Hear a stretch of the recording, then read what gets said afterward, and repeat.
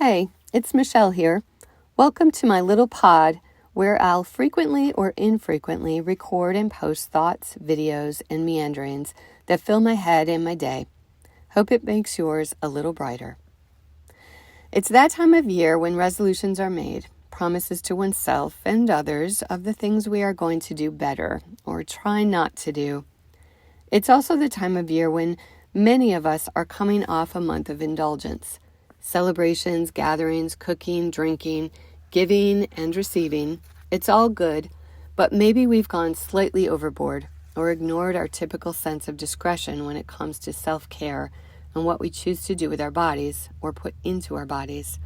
So, like many, I am reflecting on how I want to start the new year, what I want 2024 to look like and feel like for me. The image of planting a vision came to mind for me.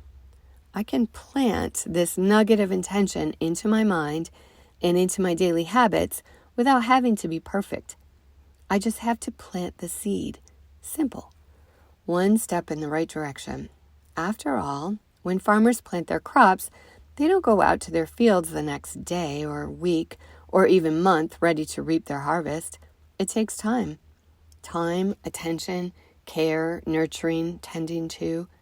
I can do this too, right? So today I'm planting a seed and I thought I'd share it with you. Maybe you'll decide to plant a seed too. Personally, I'm not fond of acronyms. I find them cold and disconnected usually. But in this case, the seed I want to plant is the basis or the foundation for the other things I want in my life. I know one will make the other thrive. So I'm going to share it with you, and I hope you'll feel free to use it or adapt it for your own needs and goals. Seed. It's the beginning of something that has the potential of growing to be great and strong and creative and resilient. This is how I'm thinking about it. This is my seed. So S. S is for sleep. It's essential. My entire life, I've prided myself on how much I could accomplish, how much I could carry, mostly alone. And one thing I have sacrificed along the way is sleep. But with age comes wisdom. So I'm beginning to realize the importance of sleep and make it a priority. You can do this in any way that suits you. But for me, it's setting a reminder on my phone to wind down an hour before I want to be in bed. Lights, devices, interactions, conversations, sounds, activities, snacking. It's reminding me to begin the slowdown. E. E is for eat.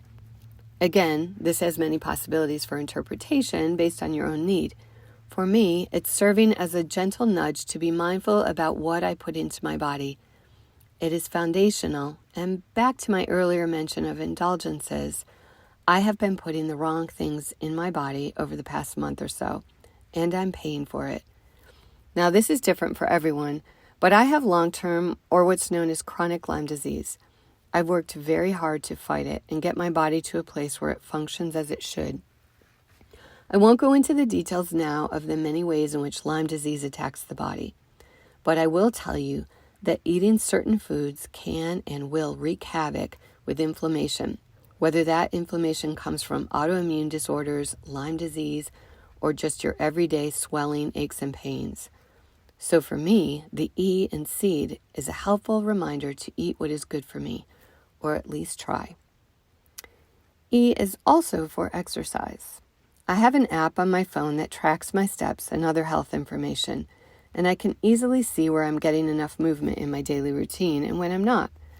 I tend to think that because I do a lot of physical activity on my property, caring for my various animals, that I don't need to do this thing called exercise. I've really never been a big fan of organized workouts or going to the gym. But exercise should fit our personalities, don't you think? So, for me, it's taking a walk or going for a hike. It could be a bike ride, a swim, or a paddle.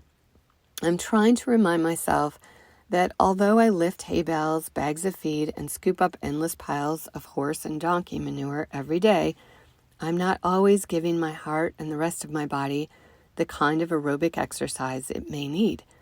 So take this as it applies. It may even mean for someone that they need to exercise their brain.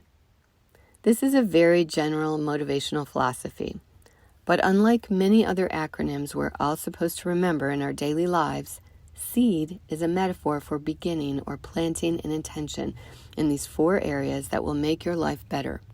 So finally, D. D is for drink.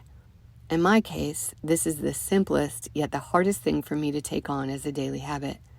I am applying the idea of D for drink directly to my intake of water, something I don't do nearly enough of, and a habit I want very much to change. I know I feel better, look better, and function better when I do drink more water. Now, someone else may be wanting to cut back on the amount of alcohol they drink each day or during the week. So this part of SEED could serve that purpose too.